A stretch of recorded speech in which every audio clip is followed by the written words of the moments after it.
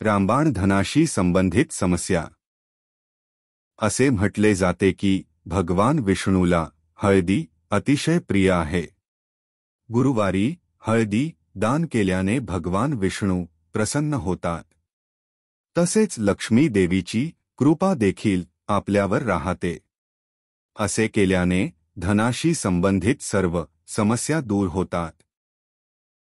कुठलाही उपाय करण्यापूर्वी ज्योतिष विषयातील जाणकारांशी संपर्क करा. तुमच्या जीवनाचे ध्येय निश्चित करा, योग्य दृष्टिकोन शोधा आणि उपाय अंमलात आणा. गुरूंचे मार्गदर्शन घ्या.